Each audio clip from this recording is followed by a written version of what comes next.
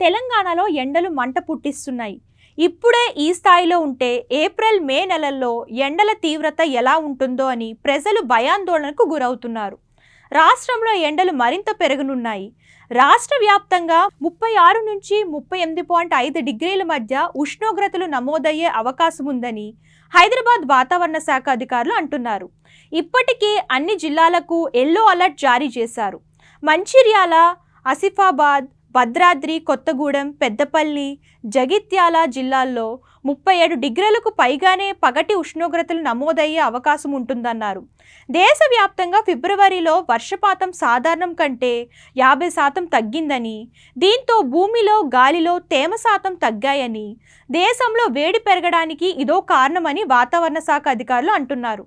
125 సంవత్సరాల సరాసరితో పోలిస్తే ఈ సంవత్సరం ఎండ తీవ్రత ఎక్కువగా ఉండే అవకాశాలు ఉన్నాయంటున్నారు. 1901 నుంచి 2025 వరకు సరాసరి తీసుకుంటే ఈ సంవత్సరం ఎండ తీవ్రత ఎక్కువగా ఉండే అవకాశాలు ఉన్నాయి. మార్చ్, ఏప్రిల్, మే నెలల్లో ఎండ తీవ్రత సాధారణం కంటే ఎక్కువగా ఉంటుంది. ఎండ తీవ్రతతో పాటు వడగాలుల శాతం కూడా పెరుగుతుంది. దక్షిణ తెలంగాణలో ఎండ తీవ్రత సాధారణ స్థాయి కంటే పెరిగే అవకాశం ఉంది.